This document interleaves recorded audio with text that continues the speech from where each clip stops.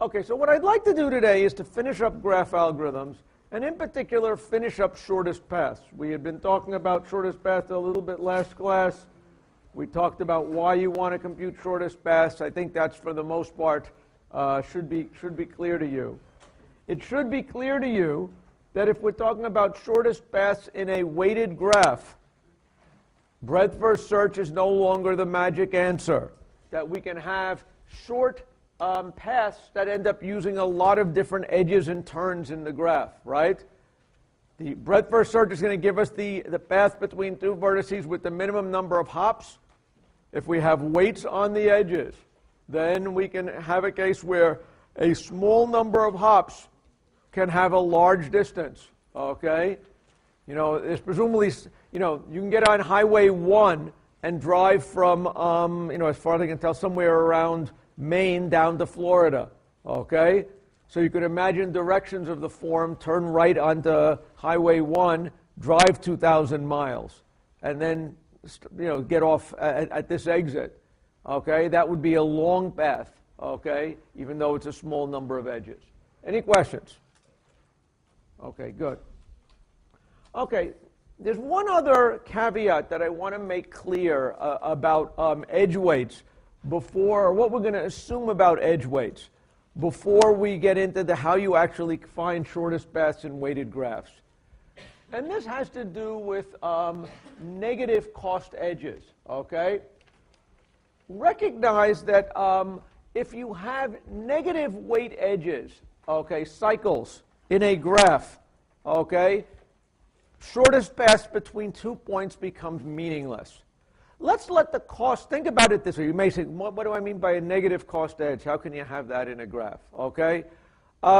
Let's imagine that we have an edge-weighted graph, a road network, where you want to find the cheapest cost in terms of the fewest number of dollars you need to drive between S and T. Has everybody kind of got that? You know, you can imagine the weight of an edge as being proportional to the amount of gas that it would take to drive on it, right? Or the tolls. Now suppose, let's say, along the way there was a ATM machine that was broken, and whenever you went through it, it gave you money, okay? So you push the button, out comes $500, okay?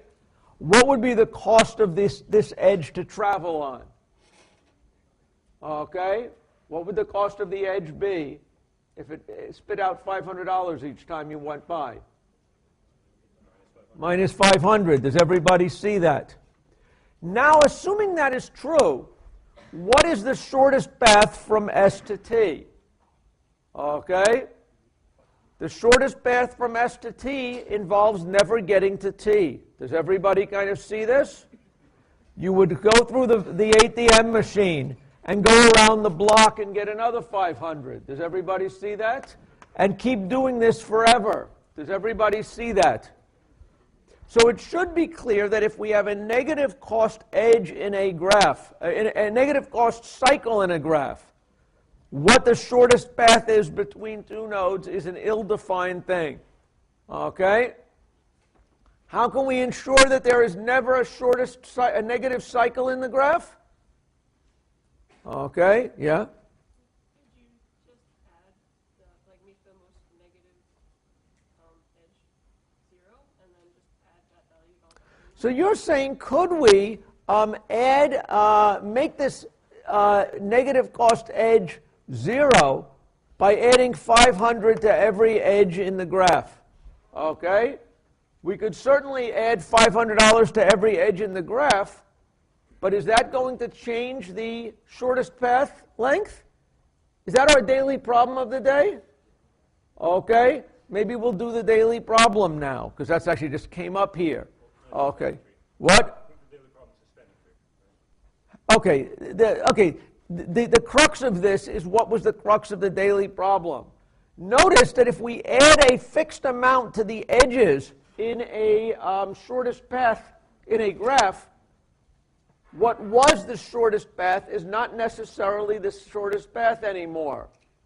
Suppose, let's say, I have two routes from S to T. Well, okay, I'll make another S to T. Let's say there is an edge here that is of length 700, and an edge from here to here that is 300, and an edge from here to here that is 300. Okay, and somewhere else in the world I've got a minus 500 edge or something like that hanging out here. If I add 500, what is the shortest path from S to T in this graph? Does everybody see bunk at 600, right? If I add a weight to every edge in the graph, it's not necessarily going to be true.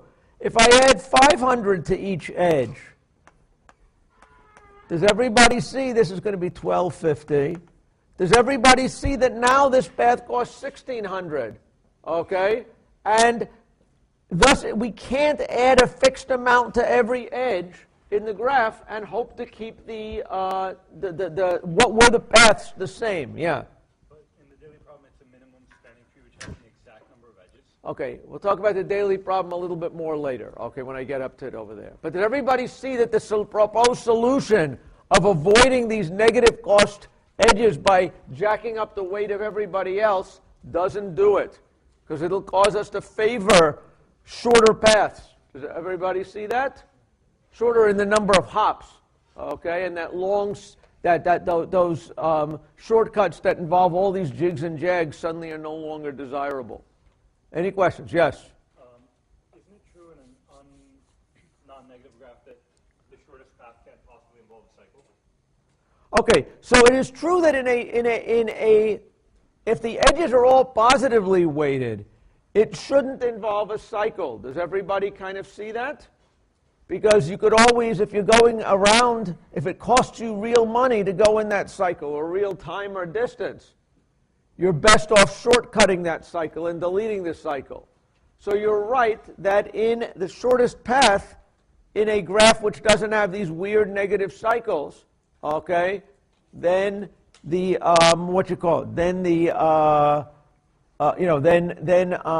it won't have any cycles. Any questions? Okay. Yes. Can we not constrain the problem then to say that if you took a cycle, it's sort of an invalid shortest path in a way, or is it? Okay. Well, I guess what I would say here is the following: that the way that we're usually going to deal with this is to assume that edge weights are positive. If we say that the algorithm we're going to look at, Dijkstra's algorithm, okay, will work for all graphs where the edge weights are positive, okay? And negative cost edges are kind of a borderline thing. How many people believe that in a shortest path combination you would ever see a negative cost thing? You would have said, hey, these are kind of flaky edges, right? So it shouldn't really limit you too much. I will tell you the Floyd's algorithm that we're going to talk about at the end of the day does something sort of sensible with negative edges. Okay? But negative cost cycles are still a weird thing. Any questions? Okay? So for now, just to simplify the world, we're going to assume that all edge weights are positives. Okay? Any questions? Okay, good. So what is the idea of Dijkstra's algorithm, which is the classic algorithm for finding shortest paths?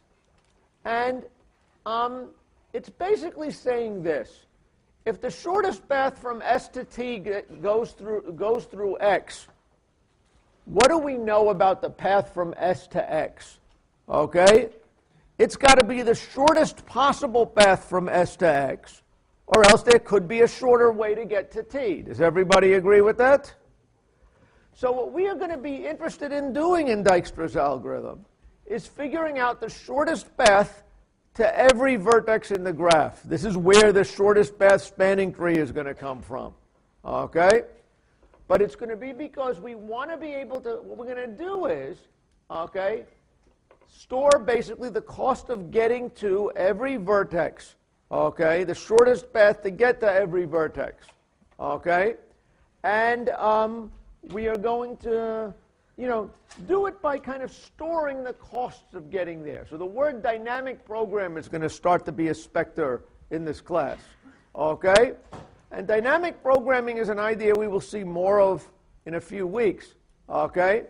But basically it's about algorithms that are based on storing values. Okay? So we can look them up when we need them. Any questions? Okay?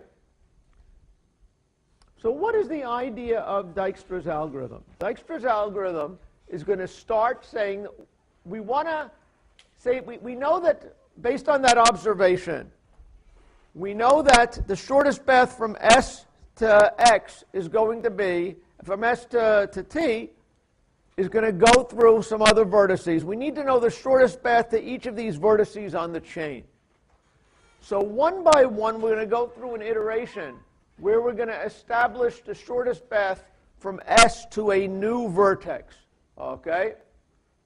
Now, what is the shortest path in the graph from S to S? Okay, how long is the shortest path from a vertex to itself? 0 if we don't have any of these negative cycles, right? Negative cycles would make this a bad thing, right? But we're going to assume that the cost of getting from S to S is 0. Is there any other, if we wanted to figure out now, if we start on S, here is our graph S, we're going to start from here. We know the cost of getting from S to S is 0. What other vertex do we know the shortest path from S to? Okay, anybody? Yeah? So we look at all the edges and the shortest one will have to be kept. The shortest neighbor, if we look at all the outgoing edges from S, one of them is going to be of minimum weight. Let's say 5, 7, 9, 14, 6. One edge out here from S is going to be the minimum weight of the edge there. I claim that this is going to have to be, if this is going to some vertex X, the shortest edge has to define the shortest path from S to X. Why is that? Okay, yeah?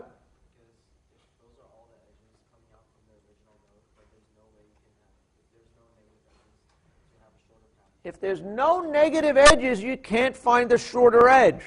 Does everybody see that if we had the broken vending machine here that had an edge of minus 500, suddenly there would be a cheaper way to get there through a rich edge, right? A big edge, right?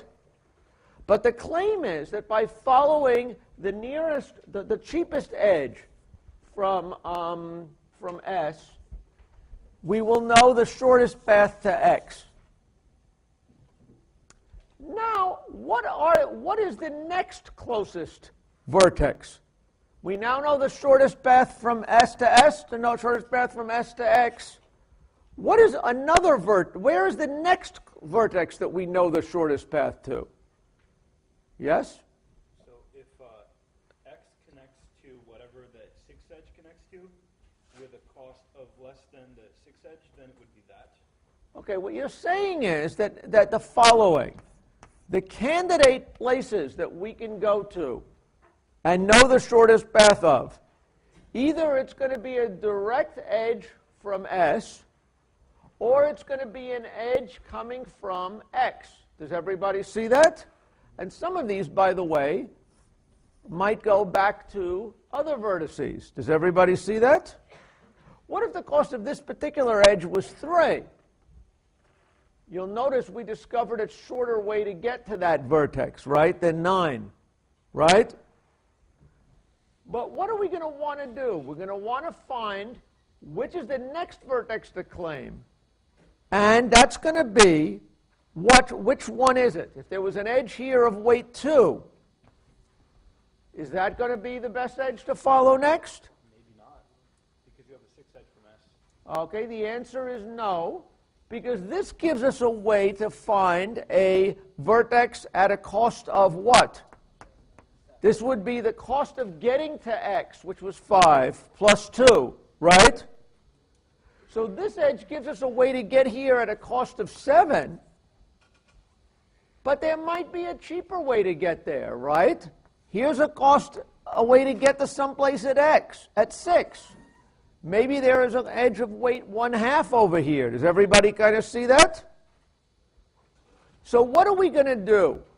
We're going to keep track of, for every vertex, what is the cheapest way of getting to it. And in each iteration, we are going to go and claim which of the vertices that isn't yet in our tree of discovery, okay, our tree of adding from shortest paths from. Okay, which is the next one we add? Yeah? Sort of a breadth first search? Is it sort of a breadth first search? Not necessarily. Okay?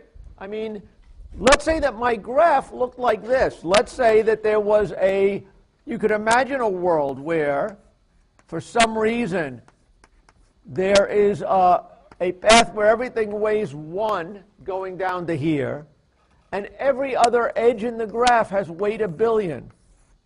Does everybody see that kind of thing? Which are the ways we would know the shortest path to?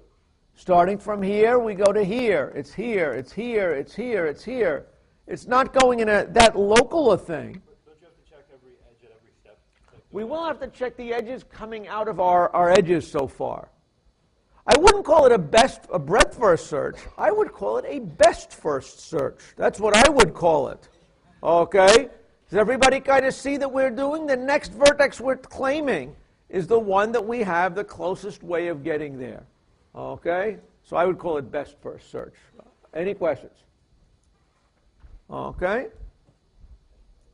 So what does Dijkstra's algorithm look like? Okay? It looks like, again, we're going to have originally a vertex S that we know the shortest path to. Okay? Because that's our source. The distance to getting to every other vertex is going to be infinite originally, right? And for every edge out of S, we're going to now say the cost of getting to that vertex is the direct cost of the edge, right?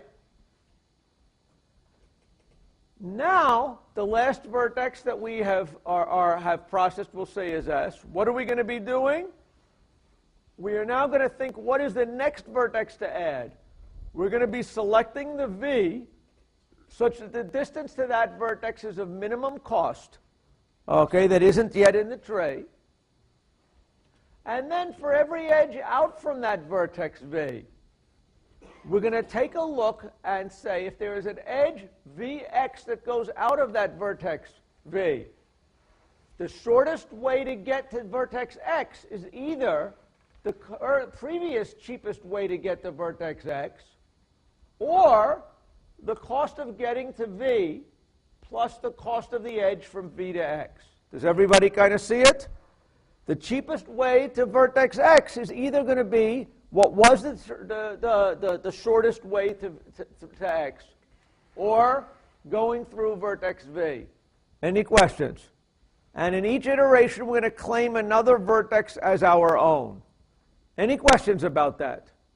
How many people kind of get the algorithm? Okay. How many people think this algorithm smells like something they have seen before? Okay, yeah, what is it like? Okay. It looks like Prim's. It is amazingly looks like Prim's. Okay, in fact, let me show you how much it looks like Prim's. Okay. Here is, I am taking what was my Prim's algorithm implementation, and I'm going to show in red all the changes you have to make to the code. First, you have to call it Dijkstra's algorithm instead of Prim's. Does everybody agree with that? If not, it's still Prim's. But the only other change in the entire algorithm is, before Prim said that when we're going through and updating, what is the cheapest way to add a new vertex in? Before, the cost of adding an edge into the minimum a vertex into the minimum spanning tree was the cost of the cheapest edge incident upon it, right? Now, it's the cost of the cheapest path to it, which is the weight of that edge plus the cost of the shortest path to that vertex. Does everybody see that? So what has changed? Okay, I'm warned that this is going to fade out quickly. But what does it say? Basically now, if the distance to vertex W, okay, that we currently have now, is greater than the distance to vertex V plus the edge from V to W, then we have found a cheaper way to get to vertex W. Does everybody kind of see that? So this is all that has changed, is the stuff that is red. Otherwise, this is Prim's algorithm. Okay? Any questions about it? So everything we knew before about how fast Prim's algorithm was, okay, and under what we can do with it still holds. Any questions? Okay? Yes? So are we storing, what are we storing exactly? Do we store in every, like, adjacency matrix, do we store, like, the path, or do we just store the weight? So do we store what do we store to store the path? Notice that Prim's algorithm, okay, there's if you look at this thing, in Prim's algorithm, remember there was this parent pointer, okay, where we kept track of who discovered you.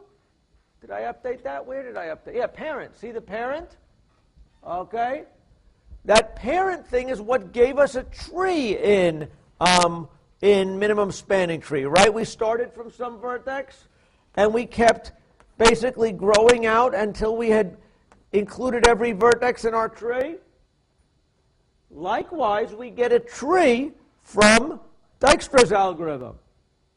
When we add a vertex into the tree, a new vertex that we claim to have found the shortest path to, we keep as its parent is the guy that discovered it, that provided that edge. And what is this tree good for? This tree gives you the shortest path from the root to every other vertex. Does everybody kind of see that? You're telling me, wait, how do we know this is a tree? How do we know there are not any cycles in it? Well, there can't be any cycles in it because it's going to get longer. Does everybody agree with that? If there's not any cycles in it, what do we have? A tree. So what's interesting is that there is a shortest path spanning tree that is built by Prim's algorithm, okay, that will describe the shortest path from your source to any other vertex in the graph. Okay? Any questions about that?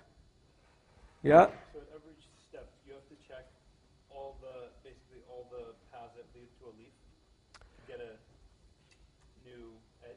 So to get a new edge, what I'm going to want to do is, again, what it should look like Prim's algorithm. There is a tree that has been built, a partially built tree that has been built so far, right? There is a fringe of vertices that are one edge away from, what you call it, from the vertices that are already in the tree, right? There are other vertices that are further out that we haven't found a way to get to it at all yet. We'll eventually get to them if it's connected. But what do we want to do? For every vertex in this fringe, we want to find what is the cheapest, the one that we know the shortest path to. And what I claim is that the shortest path to this vertex is going to be an edge plus the distance from the shortest path distance to the other endpoint of that vertex back to the root. So what do we want to do? Just like in our fast implementation of Prim's algorithm, like we did there. We're going to keep track of what is the distance to this vertex.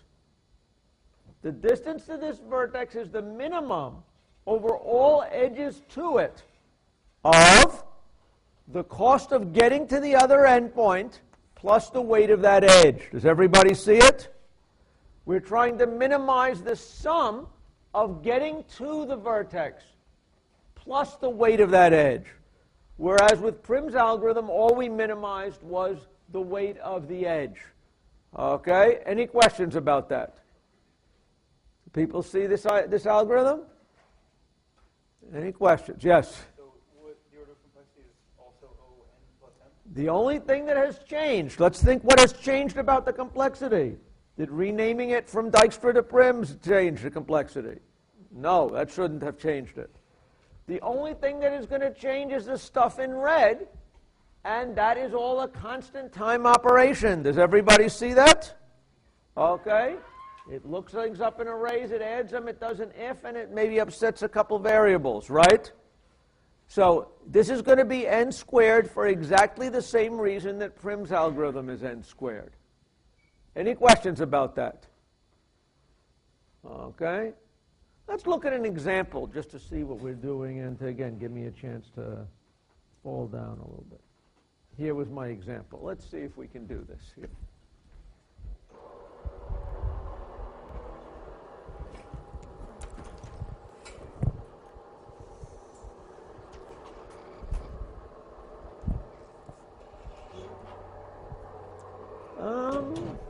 No, I know. Let's try it here.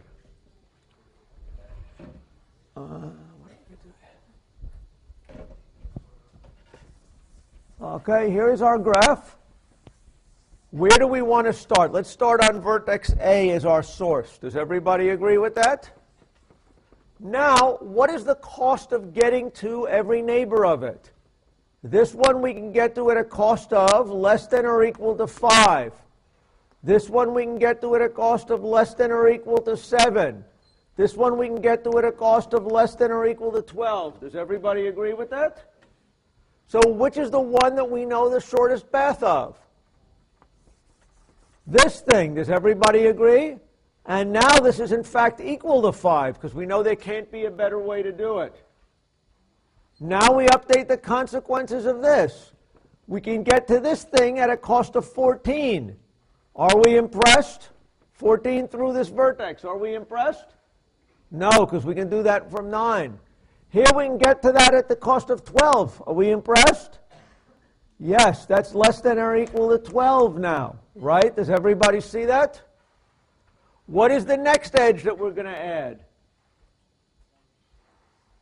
We know how to get here in a cost of 7. Does everybody agree with that? Because that's the minimum of the possibilities that are reachable, right?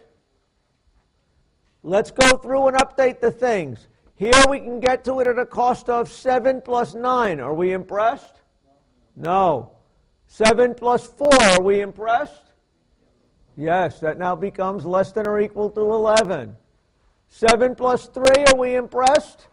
Yes, if I can reach that far, I'll be impressed. Does everybody agree with that? That's less than or equal to 10. What about this one? Now this gives me a way of getting there at the cost of 11. Are we impressed? Okay, now which is the vertex that we claim next? What's the cost to it? 10. Does everybody see that? This is now actually 10. Let's try it. Okay, good. Okay, now what are the consequences? This gives us a way to get to this vertex at a cost of what? 17. Are we impressed? No. This gives us a way to get there at a cost of what? 12. Are we impressed? Out there it gives us a way to get to it at a cost of what? 12. Are we impressed? So let's try. This you'll be impressed by. Okay? Okay. Okay, good. Let's take a chance at that. This is less than or equal to 12. Does everybody agree with that? And now we've got this guy in R3, this guy in R3, this guy in R3, and this guy in R3. Which is the next vertex that we should claim? Okay, 11. There's two different ways we can get to something at 11. Which one should we take? Doesn't matter. We know the shortest path to it. Which one should we take? Do you want to take the top one? Let's take the top one. Now this is in fact equal to 11, right? And what are the consequences? Can't help us because it's in the tree. Can't help us because it's in the tree. This is going to give us a path of length 16, right? 11 plus 5. It can't help us because we have a way of doing it in 12, right? And now we might as well, there's only one vertex, and the best way to get it was 11. Does everybody see that Dijkstra's algorithm has built this minimum path spanning tree? And that gives us the shortest path from the root to every other vertex in the graph. Any questions about that? Yes? So if this is O(n)² how does something like Google Maps work? Okay, so the question is, this is an order n² algorithm. And the question is, how does Google Maps work? That is actually an excellent question. Because it's obvious that they are not computing a, the whole road network. They're not computing a Dijkstra's algorithm on the whole road network at once.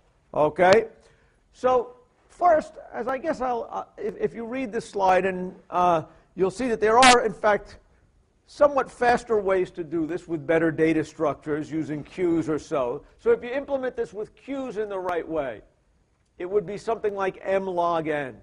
Okay? But you're telling me that still doesn't help Google that much.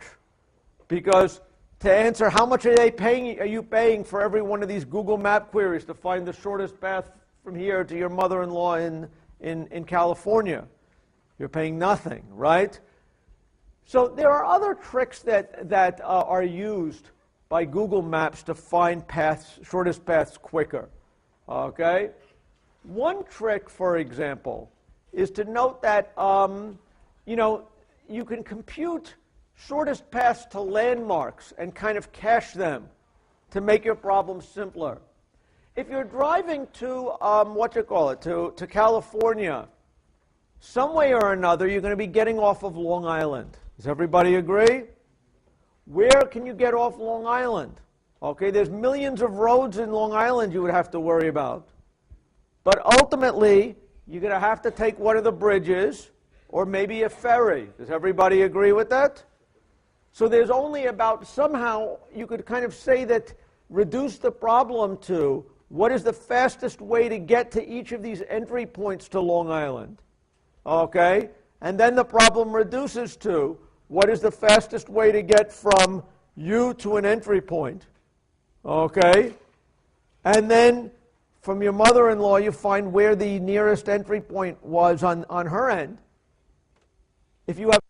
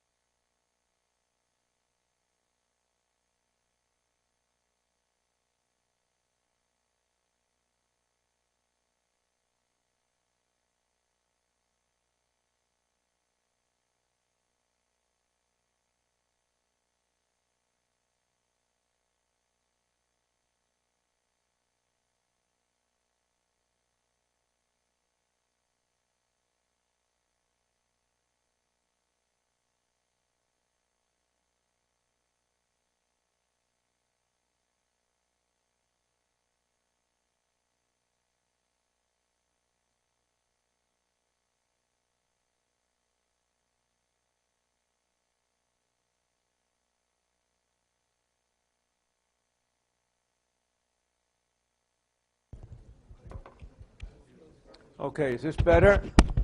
Okay, I got the juice again. Okay, good. Okay, any questions? So does everybody kind of see that if you engineer your shortest path appropriately, okay, you have hopes of being able to do better? Let me show you just one other thing that you could do. One interesting thing about Dijkstra's algorithm is that, that it does require to find the shortest path between you and anybody else. It involves going to the end of the graph. Does everybody agree that that's going to be visiting the, in some sense, the whole graph? Or if you think about it on the U.S., another way to think about it. Here's a map of the United States, right? If you think about here's Long Island sitting there, right? Okay? What would Dijkstra's algorithm likely look like if you were watching this happen? Remember, it's showing you the shortest path to every other place from stuff like that? Does everybody kind of believe that what's going to kind of happen is you're sort of going to be finding the shortest path to places out like a circle? It's like radiating out from that. Does everybody see that? And you would have to pretty much, to get to your end here, okay, you pretty much have to visit everybody. Does everybody kind of see that? Another trick that, that the Googles of the world might do, though, is what if they found, you wanted to find the shortest path between you and this person in California, whose identity keeps changing. What if we were to instead radiate out a circle from both of you? Does everybody kind of get this idea? We could radiate the circle out from both of us. And the moment that these circles kiss, we have found the shortest path between them. Does everybody kind of see that? And in this case, again, this may not be as dramatic, but there is chunks of the country that we would not have seen. Does everybody kind of get it? So there are a lot of tricks that would go on to engineering a really high-performance shortest path thing. But at heart of hearts, they are sort of Dijkstra underneath. Yes? So that example with the two circles, that wouldn't necessarily be the shortest path, but it would be, say, good enough? Well, it should be the shortest path, actually. Because let's think about it. You know the shortest path. Well, let's think about it. We know the shortest path from here to this. We know that it's the absolute shortest path from here to there, right? We know the distance to all of these other places. Maybe by continuing our paths a little bit more, we should be able to prove there is no shorter way of doing it. Okay? Let's say that it was 3,000 miles. Let's say it was 2,000 miles here, and let's say 1,500 miles there. Okay, when we met, right? We can stop the moment there is no way to get such that the sum of something on this side plus something on this side is going to be less than that. I think we do have to continue it a little bit more, but the basic material we have is kind of there. Yeah. So does that mean that Dijkstra's algorithm can be parallelized? Does that mean that this can be parallelized? Well, recognize that we are finding in Dijkstra's algorithm, the interesting thing is we are finding the shortest path from one vertex to all the other vertices, right? If you want to find the shortest path from two different vertices to all the other vertices, obviously those computations can run in parallel. And that's basically what I was doing here. Okay? Trying to really parallelize Dijkstra's algorithm would be a tricky thing in a serious way. But there's presumably some levels of... But recognize that considering it for different sources certainly can be done in parallel. Yes? Is there like a possibility with like maps in particular that they might like take off edges that aren't interstate highways for like long term? It's possible that they will say that, that for certain routes they're going to cache what the shortest routes are. Okay? That is kind of, I guess, the basic idea. And I think that there's undoubtedly a lot of caching that's going on. There's all kinds of clever tricks. But at heart of hearts, it's a Dijkstra thing underneath it. Any questions? Okay? Any questions about Dijkstra's algorithm or how it works for shortest paths? Okay? Any questions? Okay. Good. So as I said, it's going to be n squared algorithm at same time, running time for just same as Prim's for the same reason as Prim's. Okay? And sort of like I alluded to last time, if you use better data structures, like a queue to keep track of where your distances are, okay, you can come up with a faster implementation for sparse graphs. Okay? Which would certainly be something that you'd worry about if it was a map problem, because the map graph will be sparse. Any questions? Okay, don't really want to go there. Okay, what was the problem of the day? I just want to now finish killing the problem of the day since we got to that point. It asked you, find for an undirected weighted graph, and T was the shortest path spanning tree rooted at vertex V. Now if we add a constant value to all the edge weights, is that tree still the shortest path spanning tree? The answer is no. Okay, why? It was the argument that I gave earlier. Okay, in fact, here it was, right over here. Starting out from this simple graph with three vertices, S, let's call it A and T. In the original weights, 300, 300, 300, 750, what was the shortest path spanning tree from S? It was this and this. Does everybody see that? So in this case, the shortest path spanning tree was a, looked like this.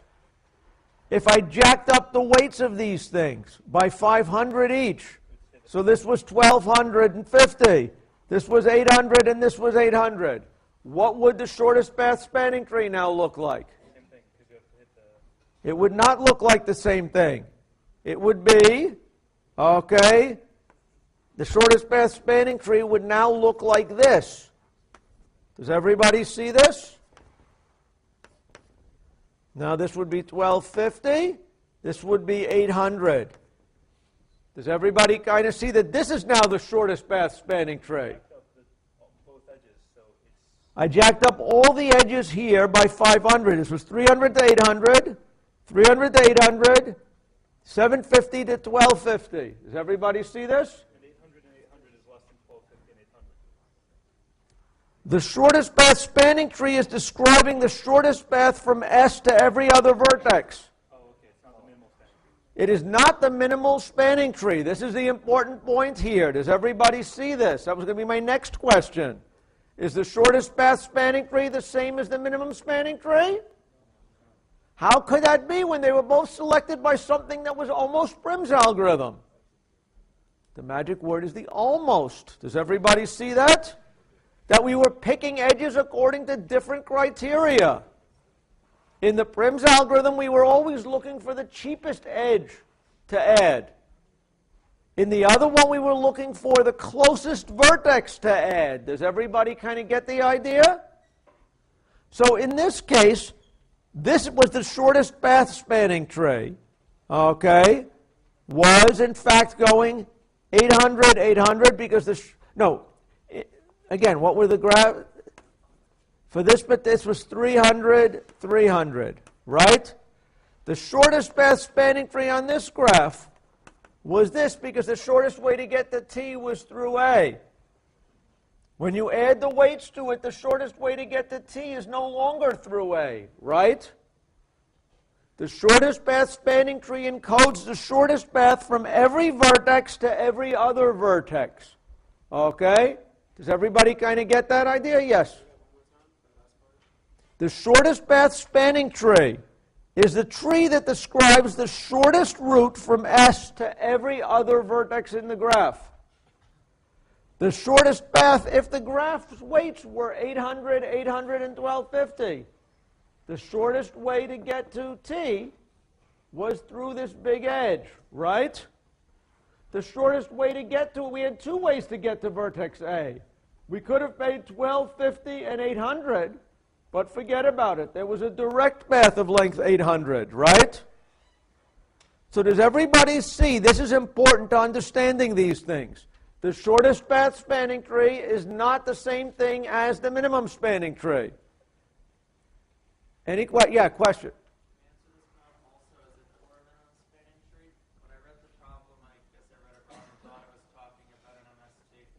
Okay, so another question that might have been the case.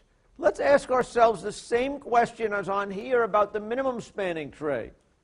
Suppose I have a graph and I add edges, weights to all the edges on the graph, the same weight to every edge on the graph. Does the minimum spanning tree change? Who here says no? Who here says yes? Who here has a proof? Okay, what's your proof? Because if it's a tree, it has n vertices, so it will have n minus 1 edge.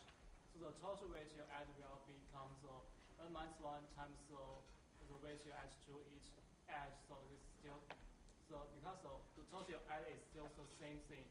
If you use different minimum spanning tree, you still at the minimum, you still at the same rate. So the comparison of two minimum spanning tree became the original rate in total.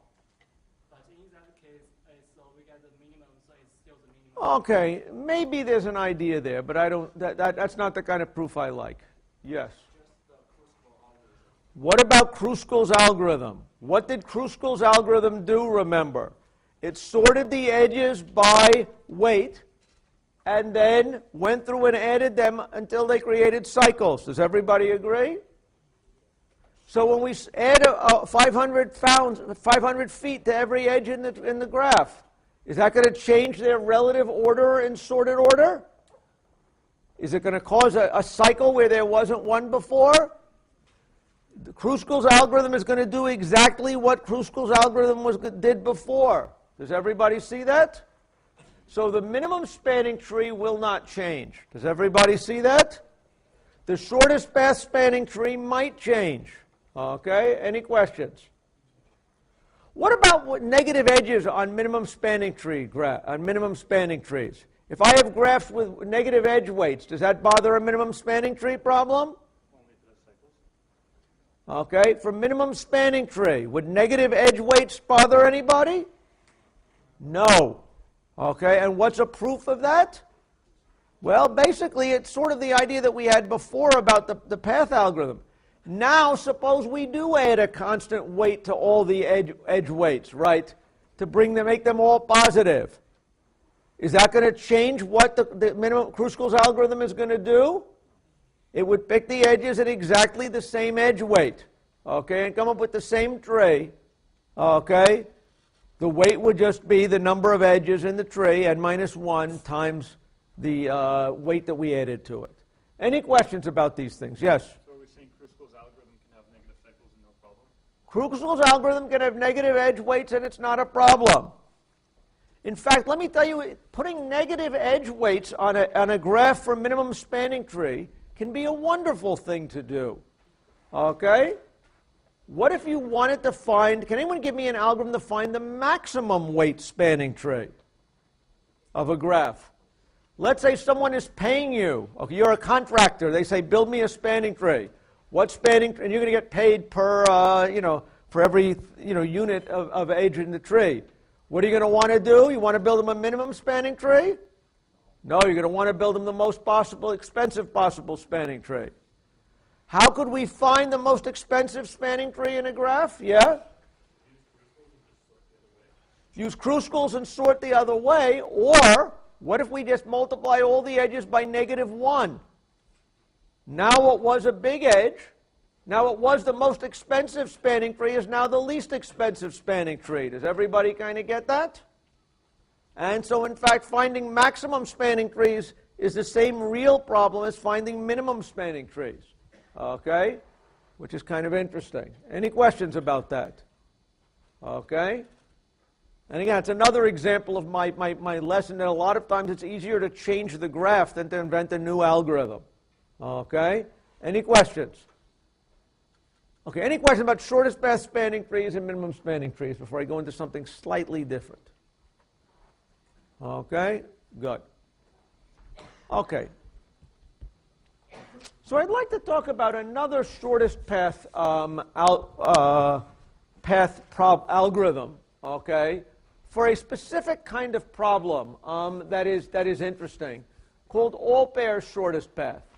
Dijkstra's algorithm, as we saw, gave me the shortest path from one vertex to all the other vertices. Does everybody agree with that?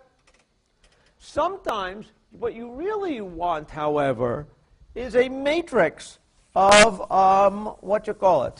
which would show you for every pair of vertices, okay, from 1 to n, what is the length of the cheapest path from I to j. Has anybody ever seen a distance matrix like that before? Where does it appear, or why do you care about distance matrices like that? Okay, has anybody ever seen one? Yeah? My semester we did in 214, but I think like UPS or somebody might care, because they have to do a bunch of... So it might very well be you see tables that would show, let's say, what's the cost of routing from one place. You say UPS. I imagine UPS probably charges you by how far apart things are, right? And so I can believe that UPS has a table of zones, okay? And they will tell you what's the shipping cost from zone I to zone J, which is a measure of how far apart they are, right? Well, no, UPS has to do like many packages in the same day, and they have to find like all the shortest paths between okay. the truck. This is not a property of a particular, I would say this is all pair shortest path is a property of the network.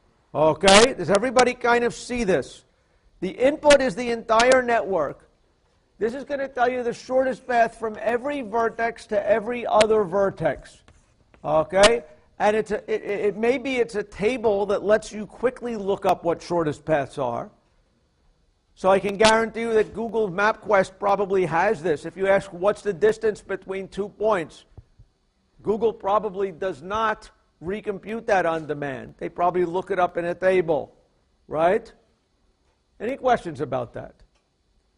Yes? So I guess what I'm really trying to ask is this a way to do like an efficient cycle using this?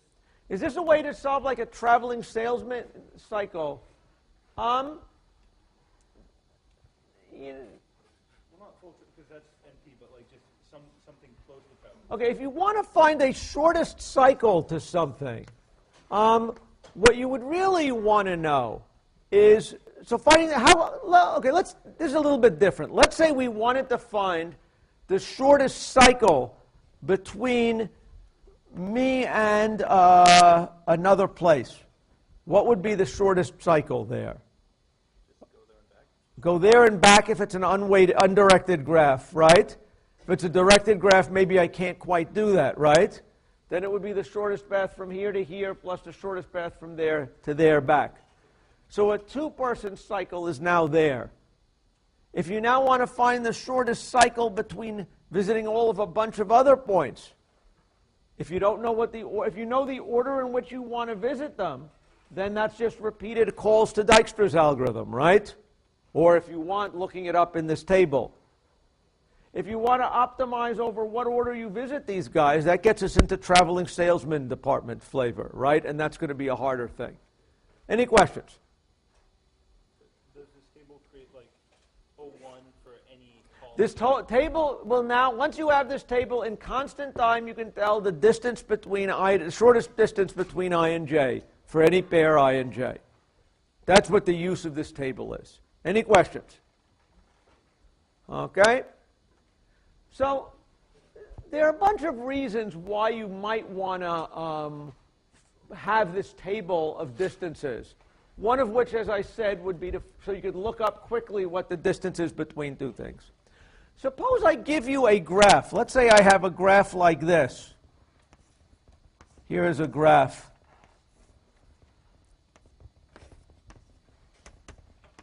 Does everybody see that graph? If I had to ask you which graph vertex is the centermost vertex in the graph, okay? Which vertex would be the centermost vertex? Does everybody agree it's 3? Now, what does it mean to be the centermost vertex? Yeah? Highest degree? Well, do you really think that if we put in another vertex here, and let's say, let's add some other,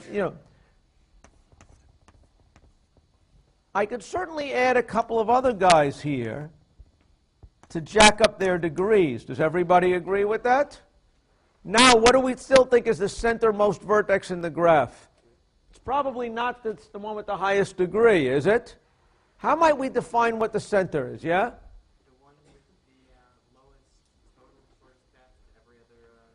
One that has the lowest average distance to all the other vertices, right? Or maybe that minimizes the maximum distance to all the other vertices. Let's say you had one place, you were going to open up one, this is an island, and you're going to open up one McDonald's. Where are you going to put that McDonald's? Okay, in the center. Why? Because it minimizes travel time to everybody else, right? How can we figure out which is it? You need to know the distance between every vertex and every other point, right? And that's exactly what you get when you compute an all-pairs shortest path matrix. Does everybody agree with that? So it should be clear that there's connections between this and finding centers. Okay? How can we find the all-pairs shortest path? Fill in the all-pairs shortest path matrix. So we know the shortest path from every vertex to every other vertex based on what we know so far. How could we do that? If you want to find the shortest path from every vertex to every other vertex, how could we do it? Yes? Just run Dijkstra's on every vertex. Just start from every vertex and find from vertex 1, what's the shortest path? I build the shortest path spanning tree. I am going to get the shortest path distance to every vertex from 1. Does everybody agree? If I run it now from 2, I'm going to get the shortest path from 2 to every other vertex, right? Does everybody agree that if I make n calls to Dijkstra's algorithm, I can compute the all-pairs shortest path cost matrix here? Any questions? How many people see that? Any questions? How many people don't see it? Any questions? Okay. How much time would it take to fill in this n by n matrix with Dijkstra's algorithm? Yeah? n times n squared. Does everybody agree? So it's n cubed. Okay? Fair enough. Let me show you another n cubed algorithm for it. Okay, that is amazingly slick and is going to introduce us to an idea that will haunt you in a few weeks. Okay? Of something called Dijkstra's algorithm. Dynamic programming, excuse me. Right, that's what will haunt you. Dijkstra's algorithm shouldn't haunt you. If Prim's algorithm didn't haunt you, Dijkstra's algorithm shouldn't. Okay, what is dynamic programming? Dynamic programming is an idea that we will talk about that is basically going to work by defining a recursive way to compute what you want, a recursive formula called a recurrence relation. And we're going to evaluate this recurrence in a bottom-up way, okay? And then we're going to pull out the optimal solution from that. Okay, this doesn't explain anything yet, but start to look for the idea of a recurrence.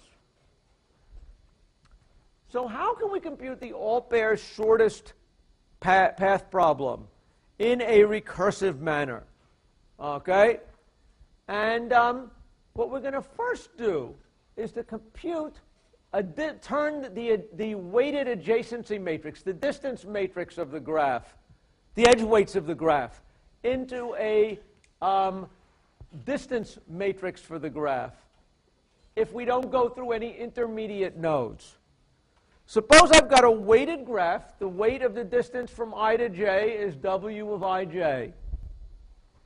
And now we want to say, if we're not allowed to go through any intermediate nodes, what is the cost of getting between any two places?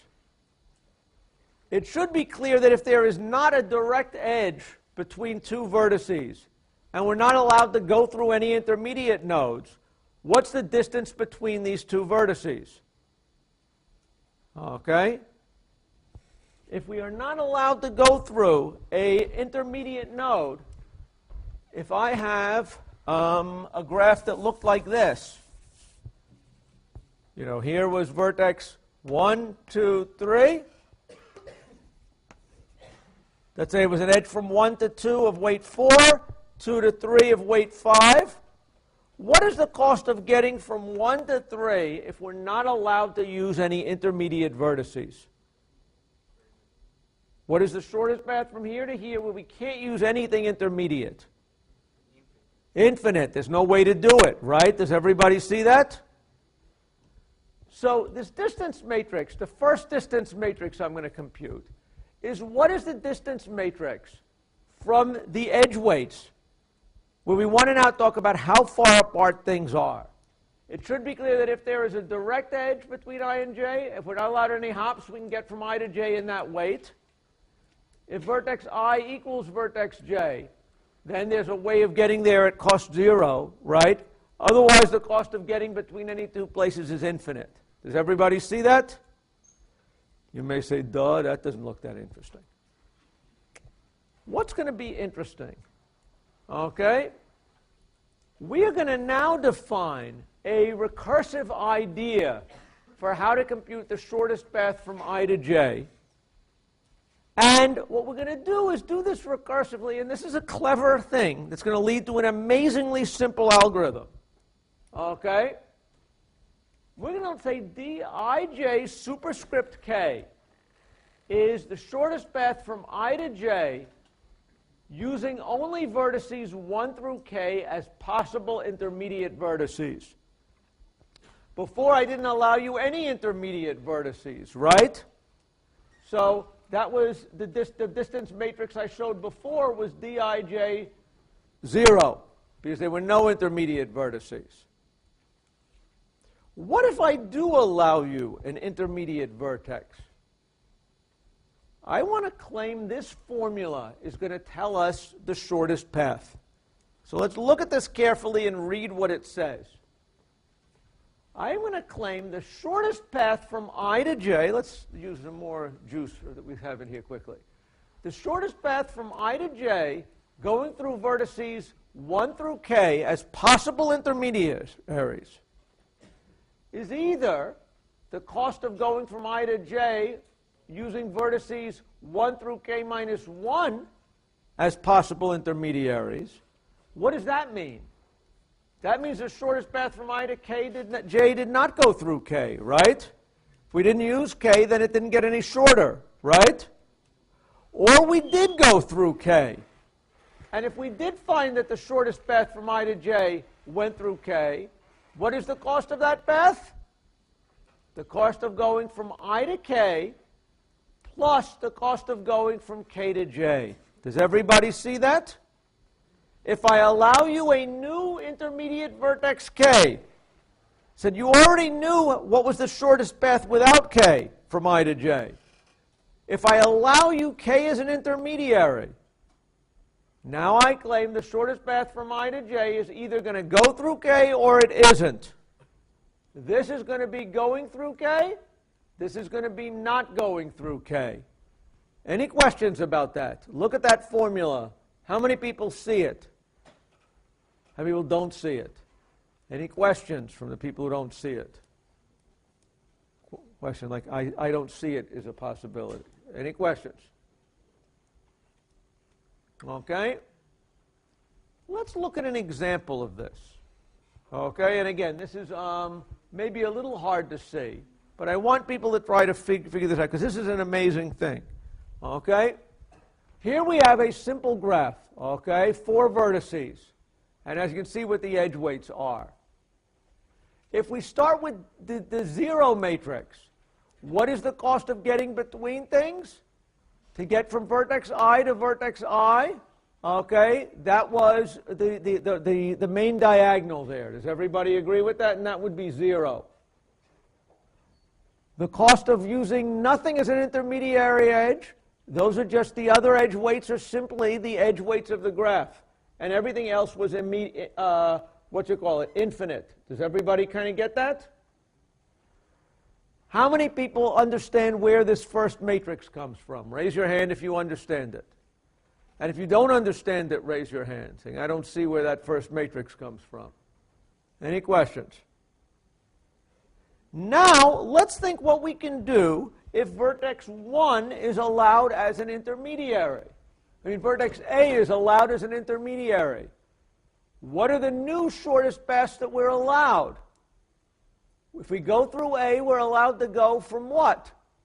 We can go from D to, okay, let's take a look at what could we possibly gain by going through vertex A over here. We could go from B to C. Does everybody see that? We could go from D to E. Does everybody see that? And we allow new possibilities. Okay? So what is the shortest path from D to C? If we're allowed A, before there was no way to go from D to C. Now there is at a cost of 9. Does everybody get that? Before there was no way to go between, okay, B and C. But now there is at a cost of 5, right? Does everybody see that? What about the next iteration? Now, assuming I'm allowed to use vertex 2 as an edge, what other possibilities are there that are now revealed? I can now go from C to A at a cost of 9. Does everybody see that? And so that's the one that gets updated here. Nothing else is going to change. Once I now allow you to go through C, what are the new things that are created by going through C? Okay? My claim is that in this case, I am now going to be able to do what by going through C? This is going to give me a new way to go from A and B to D. Does everybody see that? And so I'm going to be updating here, going through C, the cost of getting from A to B. Okay, okay, according to this, 4 distances that I'm now able to update. What is it? There's a cheaper way to get from D to B. Okay, why is there a cheaper way to get from D to B through C? There was a way to get from D to C, and there was a way to get from C to B. Does everybody see that? Because there was a way to get from D to C and a way to get from C to B. Now we have a new way to get there at a cost of, an appropriate cost. Any questions about what we're doing here? The example you have to look at a little bit carefully. But what we're doing is at each iteration allowing you one new vertex as a possible intermediary. Okay? Any questions about that? Yes? Why was A to be updated in the fourth iteration? Why was what? A to B, there's now a way of getting there at a cost of 10. That's interesting. Why is it that there's a way to get from A to B at a cost of 10? Well, there is, because there's a way to get there with C as an intermediary. Does everybody kind of see it? This was no intermediaries. A is an intermediary. B is an A and B. This is A, none of them. Vertex A is an intermediary. Vertex A and B is an intermediary. Vertex A, B, and C is an intermediary. A, B, and D is an intermediary. So why is it that we could go through this? Well, there was a way to get from A to C. There was a way to get to, from C to A, from C to B. Therefore, there's a way to get from A to B through C. Okay, yes? So this only stores the length of the path, not the actual path, right? This is only going to store the length of the path. But is that necessarily, first of all, if you want to actually store what was the way that we got through this, there's other data structures you could use to keep track of. Remember how we have to keep track of like the parent relation and stuff like that? My claim is there's a way to keep track of that. Okay? It would be a 3D array, right? The easiest. Let's right now worry about where the costs come from. That's kind of my major goal. Okay? Any questions? So what is the algorithm here? Okay? Let's go back. This is the recurrence relation. It says that the cost of getting from I to J going through vertex K is going to be through vertices 1 through K. That's what that really means, right? It's going to be the cheapest of the possibilities of getting from I to J going through vertices 1 through K minus 1, or the cost of going from I to K using intermediate vertices 1 to K minus 1, plus the cost of K to J using intermediate vertices 1 to K minus 1. Does everybody see either it's going to include going through K or not going through K? Any questions about that? That said, what is the actual code or implementation for this program? This is the entire code to compute the all-pair shortest path matrix. Let's look at that. If you understood the recurrence, you're going to believe this. Okay? What is the idea? We're going to have an outer loop that is going to govern what are the intermediate vertices we're allowed to use. That's what the K thing is. Now, for all vertices I and J, what is the cheapest way to go from I to J using vertices 1 through K as an intermediary? Either it was the cost of IJ going K minus 1, or it was the cost IJ, I to K, plus the cost of K to J. Any questions about that? Okay. How much space is this algorithm using? Okay, and once you understand how much space this algorithm is using, the magic will suddenly hopefully become clear. If we have an n-vertex graph, how much space is this algorithm using as it currently is? Yeah? N squared? No. How much space is this algorithm using as implemented here? Okay, yeah? N cubed space. Now, why is that? What are the three? How do you get an n cubed space? Does everybody agree if you had an array that went 1 to n, 1 to n, 1 to n, it would use n cubed space, right? What are the three parameters on this array? I, j, and the superscript. Does everybody see what it's doing? It's actually keeping track of n different arrays, if you wish, where that indexed by k, right? And it's telling you what is the shortest path from I to j using ijk is going to be the shortest path from I to j using vertices 1 through k as an intermediary. Okay? So this is really an n-cubed space algorithm and an n-cubed time algorithm. Okay? How many people see this so far? Okay? If you can see this, this is a wonderful thing. Okay? Because this is a dynamic programming kind of thing. Any questions about this that come to mind about this? Yeah? Okay, how much does the, what? How much? How much, first of all, CPU caching, this is not caching in the sense of magic things happening behind my, my processor and registers and shifting and S2 and all these kind of things.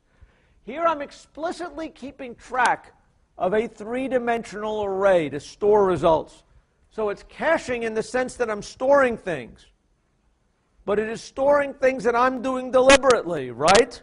I have declared a three-dimensional array, and I'm storing these things. Okay?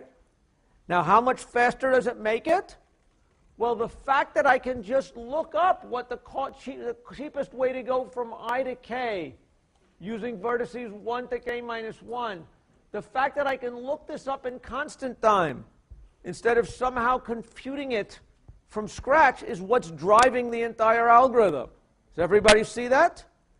The reason this is an n-cubed algorithm is that it is n times n times n, with the innermost loop being look something up from a three-dimensional array, plus look something up from a three-dimensional array, plus look something up from a three-dimensional array, plus add two numbers together, plus tell which of two numbers is smaller, and copy it. Do you see that if I can look up these values, instead of making recursive calls to them or something like that, this whole inner thing is a constant time operation. That's what makes this thing work, okay, is the fact that I'm storing those values instead of recomputing them. Any questions about this? Yes?